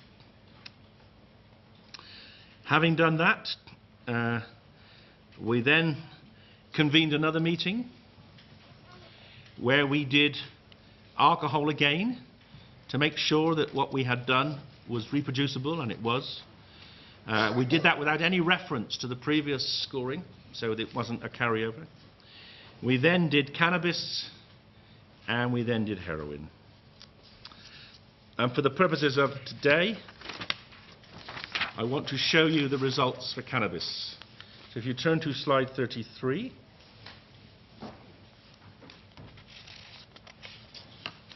So this is a screenshot from the computer program that has taken the scores for those 4 separate policy options, and then has ranked them or stacked them according to our scores. So the colour coding is shown on the left-hand scale. Health impact at the top, followed by social impact, followed by political impact, public impact, impact on crime in blue, light blue, economic impact in green, and the costs of implementation and monitoring that policy in orange at the bottom. And so these are ranked according to that list: health, social, political. And remember, the higher the bar, the better for society. The greater the benefits to society. So you can see the highest bar is state control, followed by a free market, followed by decriminalisation, followed by absolute prohibition. An absolute prohibition does very, very much worse than any of the others, particularly than state control. State control, as I showed you in the previous slide, would be a situation where the state grows and supplies to licensed premises where the drug may be used, where small amounts may be taken home, where home growing in small amounts will be used, and where the possession of personal amounts will be legal. The reason state control does best, you can see, it's because the health impact is maximal. The health impact is large, is twice as large as free market, and I can briefly explain why that is. The free market is a policy which encourages use. It encourages sales. Free markets rely on maximizing sales for economic profit. And we know that free markets in alcohol lead to increased consumption of alcohol. We know that from the UK, where we went from state control in 1964 to a free market, and alcohol consumption has doubled in the intervening 30 years. We know that in Sweden and Norway, where state control, in an economic situation of similar economic situation to the UK, in fact somewhat better economically, they're richer, their state control leads to alcohol consumption which is half that of the UK. So we know that in alcohol, state control has a positive impact on regulating the health impact. And one presumes that that would be the same for cannabis. And then the social impacts are very similar for state control and the free market. The political impacts are... sorry. When you say that the use of alcohol in the UK doubled when restrictions were lifted, when that word doubled, does it take into account population growth, more spending money for alcohol, for example? And that Very good point, my lord. No, let me explain. Yes, so what I'm saying is that it didn't instantly double. What the data, the UK data show that from the mid-1960s, when an open market for alcohol was allowed, and the consumption of alcohol in 1964, the average consumption, if you take all the alcohol sold in Britain and divide by the number of people, the consumption, and then scale it according to the amount of absolute alcohol in what it was drunk, the amount of absolute alcohol was 5 litres a year per person.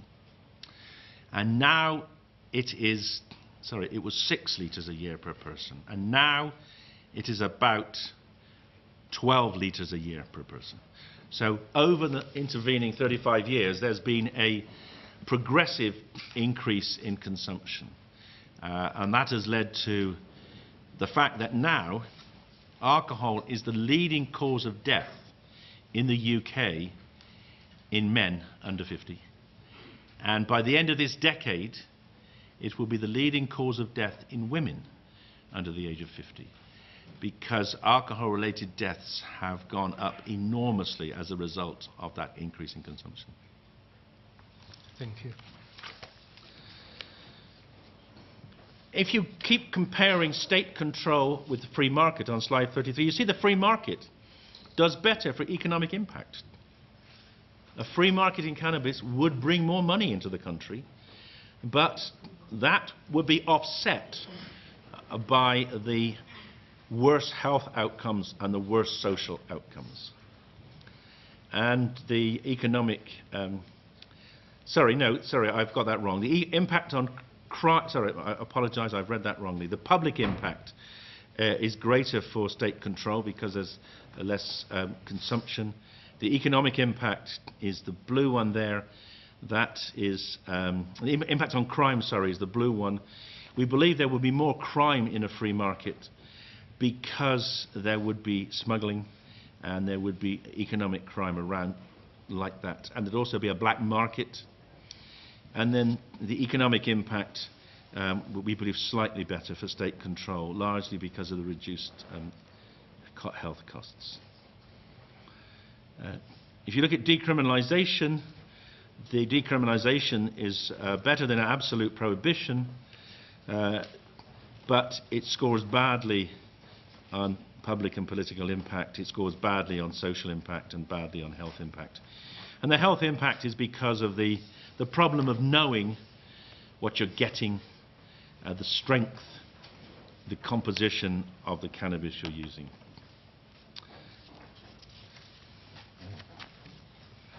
So this, I think, is the first detailed analysis of policies in relation to cannabis. And what's interesting about it is that we now have in the world all these policies underway. The free market is the cannabis policy in Colorado. The state control is the cannabis policy in Washington State, Holland, and Uruguay. Decriminalisation is the policy in Portugal. And absolute prohibition is the policy in the United Kingdom and many other countries.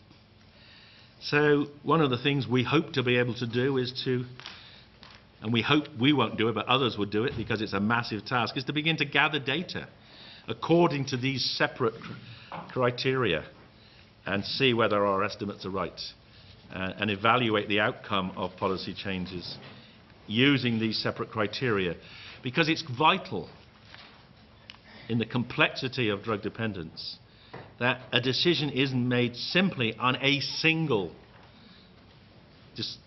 aspect, whether it's harm or whether it's economics or health. It has to be made in the round. And the sad truth is that the UN conventions, the British Drugs Act, Your Drugs Act, has never been based on a detailed, thorough investigation of all the important variables.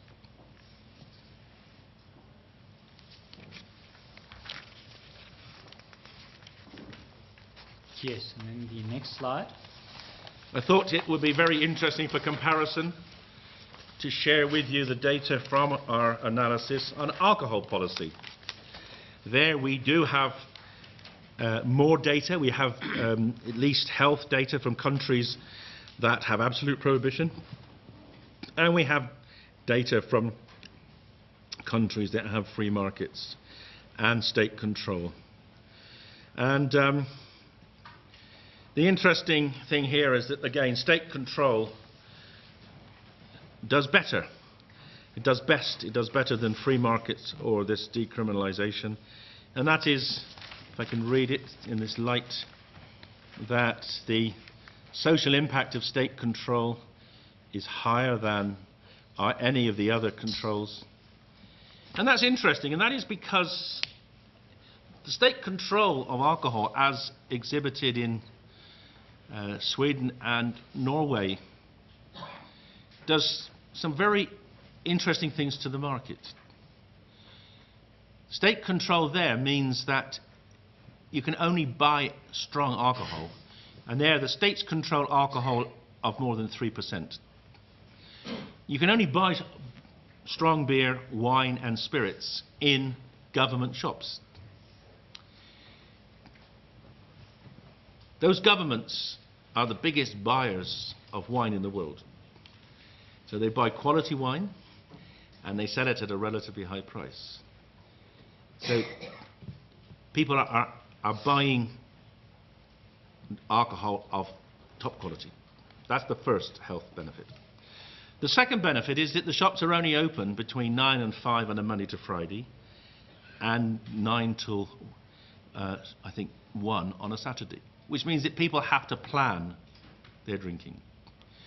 And that means it's very different from societies like mine in the UK, where you can drink at any time. You can order on the internet booze at 3 in the morning if you want to carry on drinking. So the regulated market makes people think about what they're doing. It makes people plan and therefore have a different relationship with the drug, which is in the end beneficial to them and to society. That would depend on what we mean by regulated. Well, their regulated market is it's a strict regulation. Yes, that's why I say it depends on... It depends. And in fact, of course, there are very many different forms of regulation. So many societies regulate alcohol through point of sale quality, but don't regulate according to time of sale. You know, bars are open all the time, 24/7, and other countries regulate quality and time of sale. And others don't regulate, they decriminalise. And this is the decriminalisation is this illegal selling of alcohol in your shabines and on your streets with these little containers of booze. So it's an interesting comparison. I think it shows that the process is valid and tractable. And it's hard, but I think it's necessary for experts to really judge the best way to develop policies or to evaluate policies. And that's the last slide.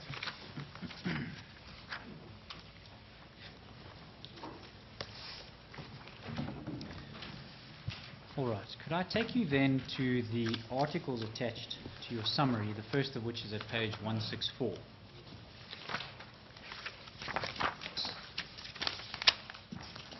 Now, I don't want you, Professor Nutt, to retraverse matter which you've already dealt with.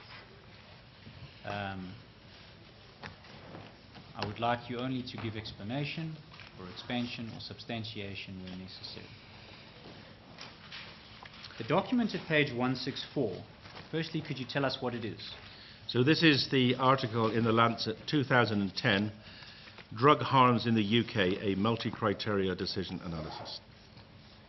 And you are one of the authors of this document, if we look at the page. Correct. Who are the other authors? Leslie King was one of the government's leading chemists. He actually co-wrote the government's legislation on drugs, including cannabinoids, and he resigned from the Advisory Council on the Misuse of Drugs and his role as the government's leading chemistry expert when I was sacked. So he joined drug science as one of the many experts on drug science. Lawrence Phillips? Lawrence Phillips is the professor at LSE who is I would say, the world's leading expert on the multi-criteria decision analysis process. And how is it that this document came to be? Who decided upon it? How was it funded? So this document is the output of the first MCDA study we did. It was funded by the Medical Research Council in the UK, to some extent by the Home Office in the early analysis of drug harms, and by Drug Science. It came out as a result of a meeting of experts funded by Drug Science.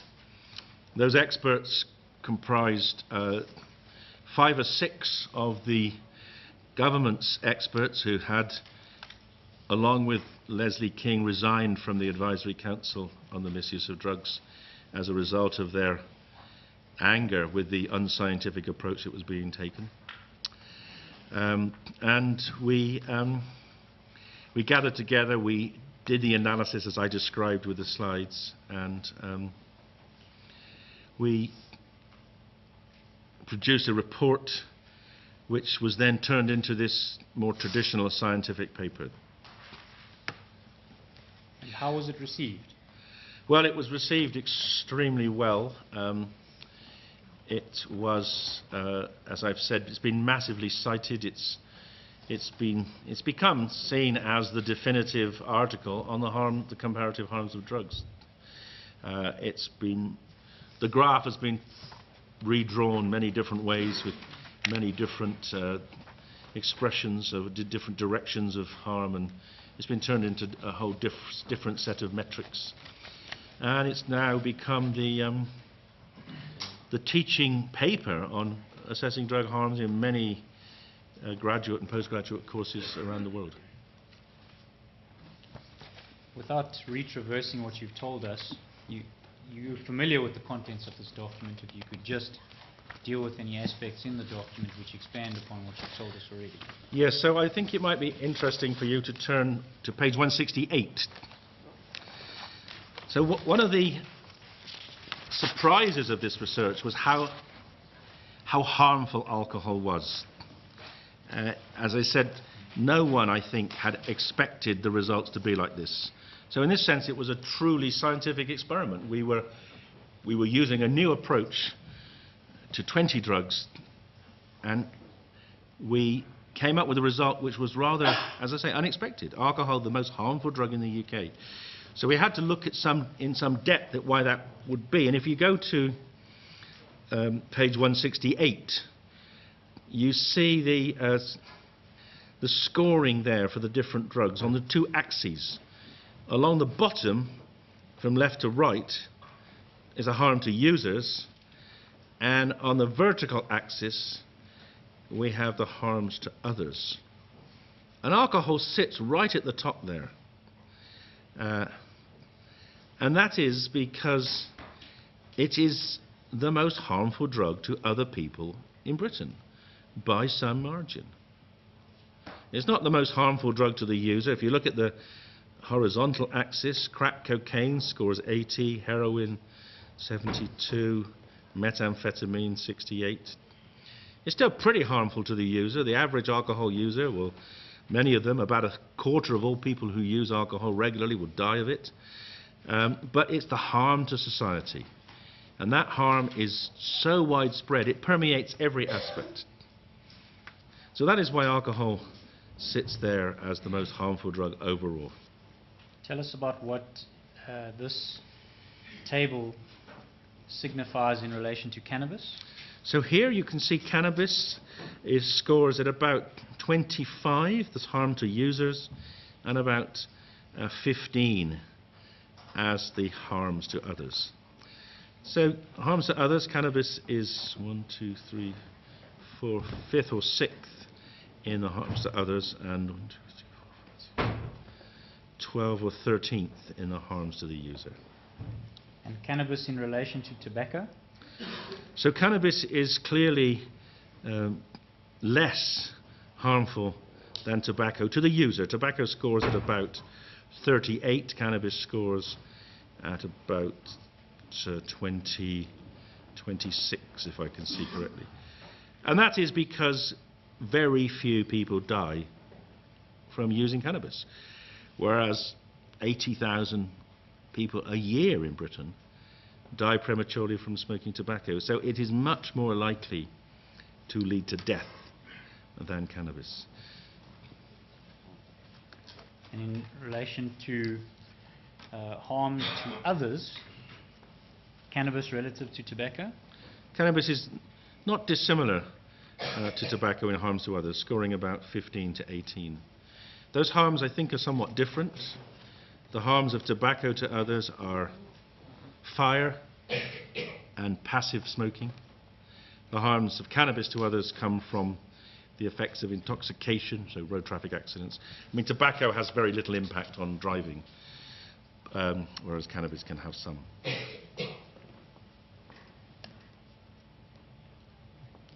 Explain to us the table at page 169. So this table here, this shows you how much the overall score for each drug is made up from those 16 different criteria. So each of the criteria are color-coded, and that means you can compare across all these drugs. Like I did in the tables I showed you comparing cannabis and alcohol. You can do this for any drug and any other drug. So at the top, they're ranked according to their order in the decision tree. Drug-specific mortality at the top. You can see that contributes maybe 5% to the alcohol score. Let's come down. Let's look at alcohol, the left-hand column. Come down to the lilac colour, which is injury. There you see this huge score of alcohol for injury.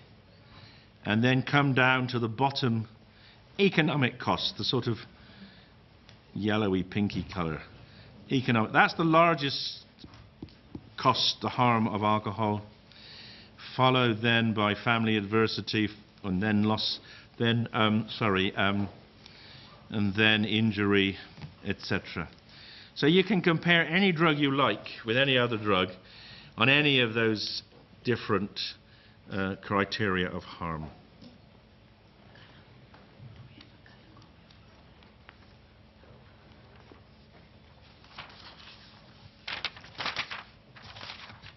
If you could just deal briefly with the references that are cited at page 170 of the article. Yeah, so these represent the core publications on which there was evidence, or from which there was evidence that could be was used in the producing the Lancet MCDA. What is your view on the credibility of these references? Well, I think they're the best we had at the time, and they can, as you can see, they contain references from leading journals like the Lancet, Addiction, Human Psychopharmacology, the International Centre for Science and Drug Policy, the United Nations, etc. So we looked to find the best evidence we could. But of course, in many cases, there isn't quantitative data, and that's why you have to rely on this Delphic expert consensus process. Hold on. So I have it, it's 1 minute, 2 minutes to 1. As discussed, my lord, by agreement between all the parties and with your lordship's leave, we would adjourn for the day at lunchtime. Yes. And then try and make up the time during the course of next week. But as I have it, my lord, we to start at 10 o'clock on Monday. Yes. But for the benefit of those who may, in the public gallery, who are not aware of this, it has been arranged with council. Council, in fact, of all the parties approached me with the idea that we adjourn today at 1 o'clock and resume on Monday at 10, and in the course of the week make up for the time lost this afternoon. So the court will now adjourn until Monday.